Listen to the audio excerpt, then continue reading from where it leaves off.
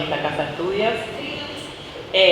Yo les voy a contar una experiencia un poquito más local, ¿sí?, que hicimos durante la pandemia en el gobierno de la Ciudad de Buenos Aires respecto de la telesalud.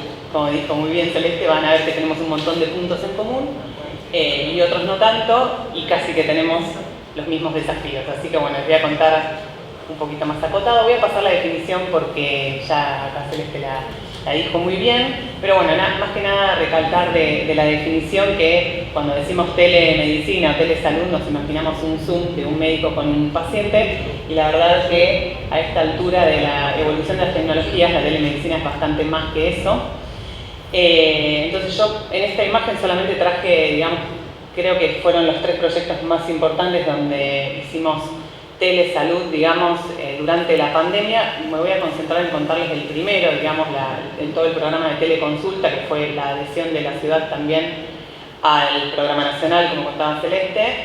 Pero después hicimos, a través del chatbot de la ciudad, un montón de otras intervenciones que entran dentro de la definición de telemedicina, como fue el triage COVID, que rápidamente tuvimos que implementar con el inicio de la pandemia, y después todo el monitoreo y gestión de los casos epidemiológicos, de los casos de COVID, digamos, y sus contactos estrechos durante toda la pandemia, también a través del chatbot y bueno, de un sistema de gestión que desarrollamos, digamos, ad hoc.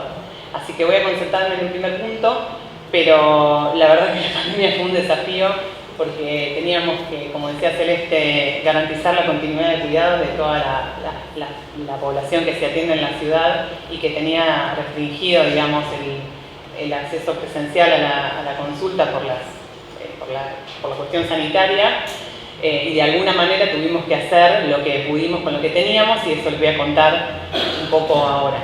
Un poquito para contextualizar, en la ciudad de Buenos Aires, en el sistema público, está formado por alrededor de 117 sectores entre hospitales de agudos y especializados, 36 hospitales en la ciudad, de gestión pública, más de 70 centros de atención primaria y algunos otros sectores especializados odontológicos, en salud mental, etc.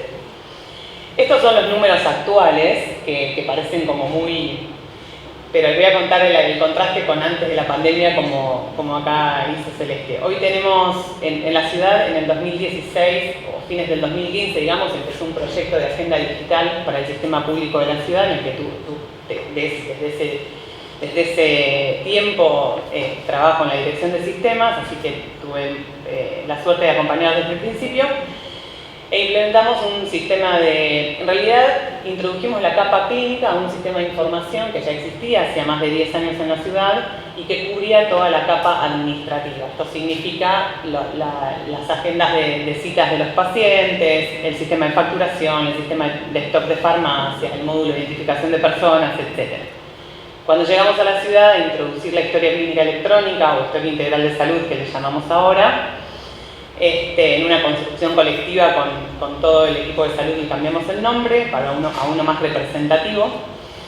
Y hasta antes de la pandemia los números teníamos consultas registradas, evoluciones, ¿no?, de los profesionales en la historia clínica, teníamos más o menos aproximadamente unos 8 millones. Fíjense, hoy la pandemia hizo que todo se multiplicara en volumen exponencialmente, así que tenemos 23 millones de consultas y de datos de las personas que se atienden en el sistema público. Teníamos en ese momento 2,5 millones de personas, tanto de la ciudad como ven los puntitos ahí en el mapa, son las personas que se atienden en nuestros efectores, que provienen en general de la ciudad y del conurbano. 2,5 millones más o menos eran las personas identificadas con historia clínica, ahora tenemos casi 6 millones. Y en la proporción tenemos miti-miti, mitad de la ciudad de Buenos Aires y mitad del resto de la provincia. Ese fue el contexto en el que surgió el programa de telemedicina, este proyecto de teleconsultas, para dar respuesta, digamos, a garantizar la accesibilidad de la población al sistema de salud en este contexto de restricción de la pandemia, en el contexto de la suspensión de la atención programada también, en este contexto de tener que reorganizar los equipos de trabajo, no solo para tener equipos que respondan directamente las cuestiones de pandemia, sino equipos de salud que puedan dar continuidad de cuidado a las demás patologías. Tener que afrontarnos a generar esquemas de trabajo remoto rotativos, ¿sí?, para cuidar al personal de salud. Y bueno, y la creación o la adhesión al programa de teleconsulta también nacional y a las regulaciones nacionales para poder llevar adelante el objetivo. Incorporamos esta modalidad de atención en el sistema público, ese fue nuestro objetivo, de una manera más formal, ¿no? Porque cuando empezó la pandemia los datos nos mostraron que las personas empezaron antes de la restricción a dejar de asistir a los efectores de salud, y los profesionales ya habían empezado a buscar maneras de seguir comunicados con sus pacientes. Entonces, lo que hicimos nosotros fue brindar una herramienta institucional en un contexto más cuidado para que se produzcan estas atenciones a distancia. Y por supuesto fue un gran desafío de transformar la cultura de la organización y también de las personas que están muy acostumbradas a la atención presencial. Y ahora nos encontramos con el desafío de cómo le damos sustentabilidad a este programa en la pospandemia, que como ya vimos en los datos de Celeste, a nosotros nos pasó lo mismo, cayó el uso, digamos, de la teleconsulta. Entonces tuvimos facilitadores, el contexto pandemia fue un facilitador y quien marcó el sentido de urgencia para que nos pongamos a trabajar en este programa, digamos, rápidamente.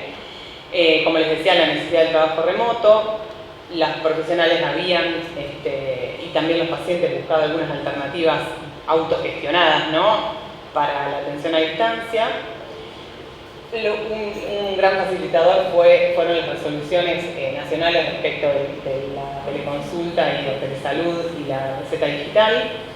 Y nosotros contábamos afortunadamente en la ciudad con todo el ámbito ambulatorio ya informatizado. Todos los consultorios de la ciudad estaban informatizados con PCs all-in-one, con lo cual eso también fue una gran ventaja porque teníamos al menos una herramienta principal. Después los profesionales algunos usaban sus teléfonos, pero una herramienta principal que no tuvimos que salir a equipar más de 3.000 consultorios porque ya habíamos logrado eso en la primera etapa de la implementación de la agenda digital. Y después tuvimos algunas dificultades. El contexto pandemia fue dificultoso también por los tiempos y por la rapidez y la velocidad con que había que implementar las cosas. La infraestructura, si bien teníamos todo informatizado y los sistemas informáticos estaban diseñados únicamente para la modalidad presencial, o sea, las agendas de los profesionales tenían algunas características que solo admitían, entre comillas, la consulta presencial, así que tuvimos que modificar el software con el que contamos, modificar la modalidad de atención, y obviamente coordinar con una multiplicidad de actores que era de bastante magnitud respecto de los proyectos anteriores. Esta imagen solamente la puse hablando de los actores, con todos los actores que tuvimos que coordinar este proyecto y todos, en general los de COVID, porque obviamente el gobierno tuvo mucha participación. Entonces, dentro del Ministerio de Salud, como ven, el área azul es el área nuestra de sistemas y todas las subáreas que están adentro. El área de informática sanitaria, el área de capacitación y comunicación, toda la coordinación de implementación de hospitales y del primer nivel de atención, normas y procedimientos, el área de datos que después nos brindaba los tableros para monitorear la implementación y sobre todo a los funcionarios que tomaban también decisiones con los datos que se producían en el nivel asistencial. El área en la que yo estoy, que es más diseño de la herramienta. Después, obviamente, nuestros principales clientes, como toda la Dirección de Atención Primaria, que coordina todo el primer nivel de atención, la Subsecretaría de Atención Hospitalaria, coordinando todo el nivel hospitalario, el segundo y tercer nivel, que fueron quienes, digamos, utilizaron en el terreno las herramientas que la Dirección de Sistemas en general pone a disposición, y después todas las áreas centrales de gobierno que nos ayudaron en el proyecto, el área de prensa, de comunicación, para generar todos los manuales instructivos, la llegada a los vecinos, el área de infraestructura para garantizar la conectividad, algunos aparatos, digamos, a nivel central, servidores, bueno, Toda una cuestión muy mega para poder desarrollar este proyecto y el resto de los proyectos en este contexto. Entonces voy a rapidito contar las fases que tuvimos. La primera fase fue orientada, la primera y la segunda fase fueron casi simultáneas, orientadas a lo que fue la atención telefónica, que era lo que más rápido podíamos implementar, porque tanto en el primer nivel de atención como en los efectores de salud mental ya existía alguna especie de vínculo telefónico de los pacientes con los profesionales y los administrativos. Lo que hicimos fue simplemente darle forma y garantizar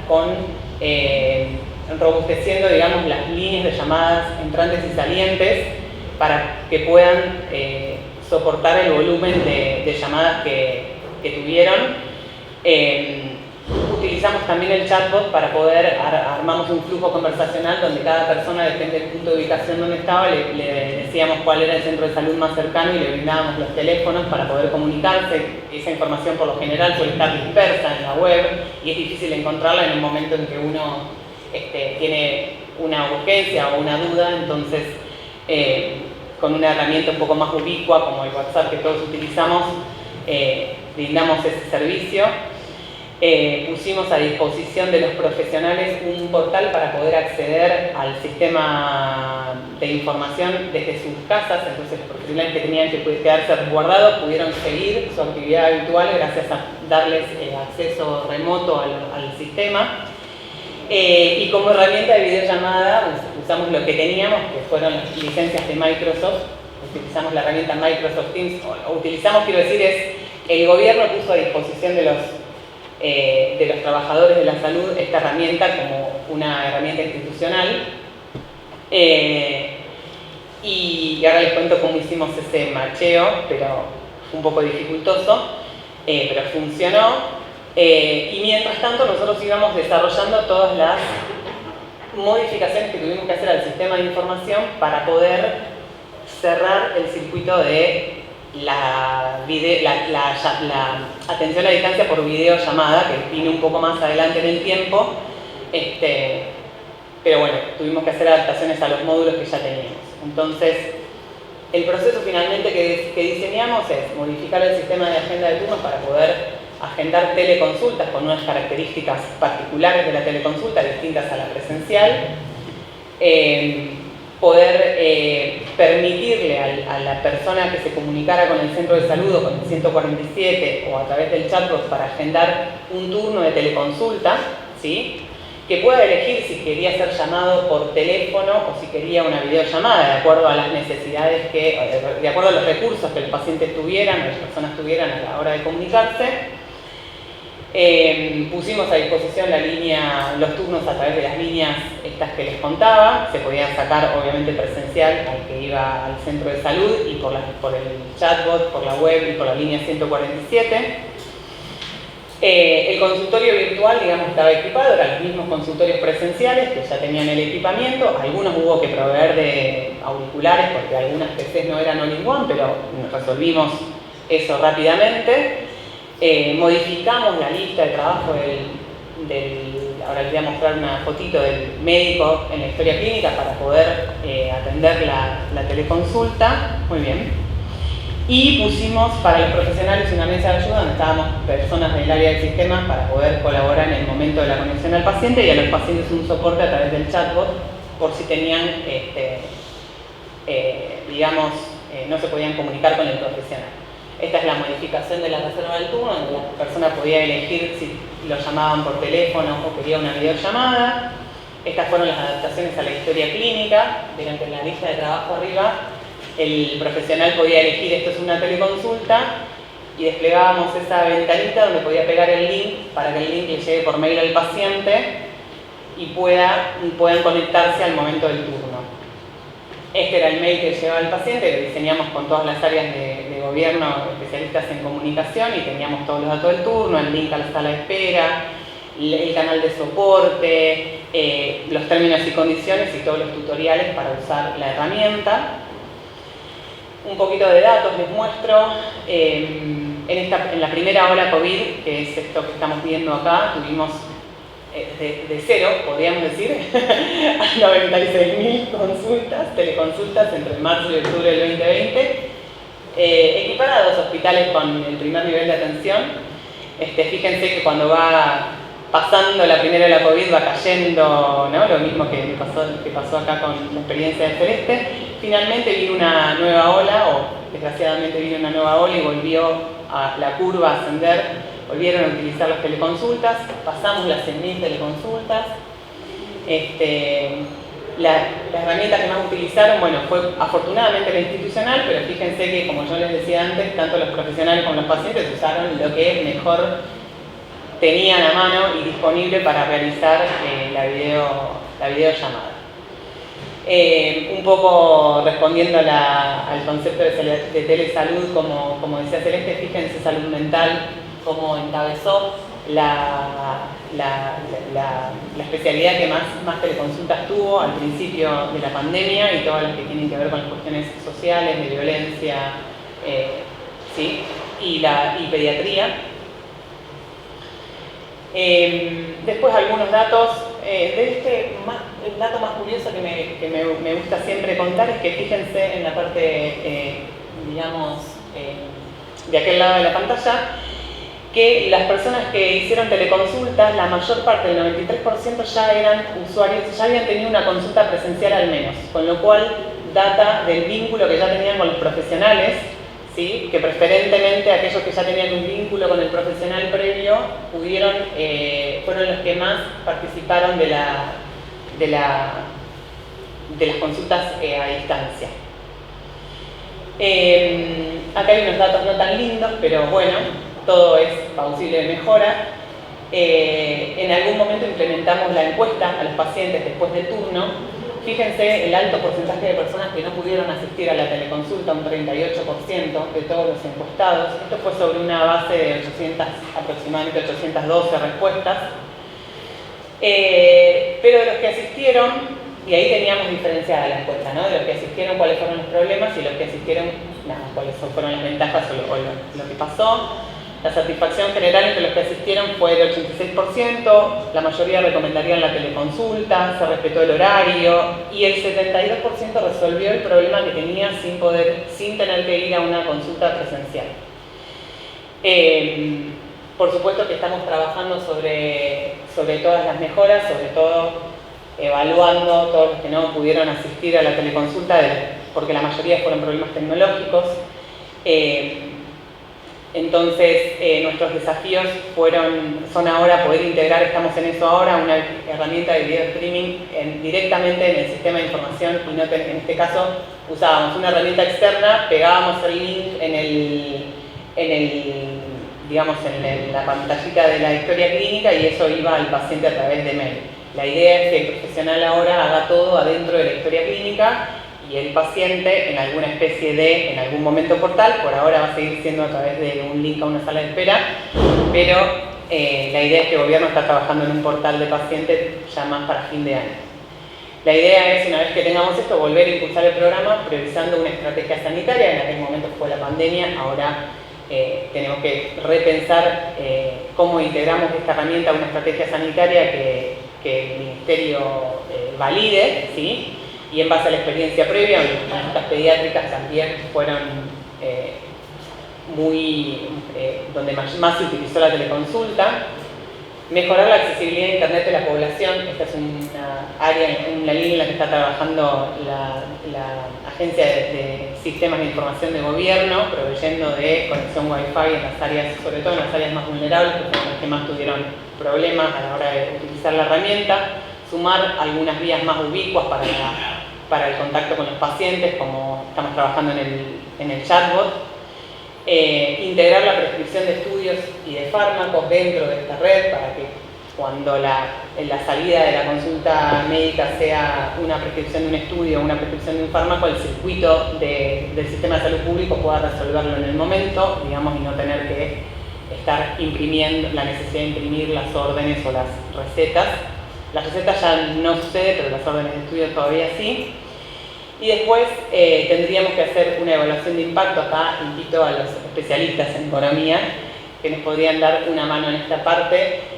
porque siempre implementamos herramientas y nos cuesta después, más allá de decir, bueno, resolvimos el 72% de las consultas sin necesidad de atención presencial, y eso cuánto ahorra, cuál es el impacto, cuánto ahorra no solo en dinero para el sistema de salud, sino en calidad de atención, en calidad para el paciente que no se tiene que movilizar. Bueno, así que ahí los invito a quien quiera darnos una mano en hacer con el relanzamiento una evaluación de impacto y ayudarnos. Nada, bienvenidos. Y bueno, eso fue todo.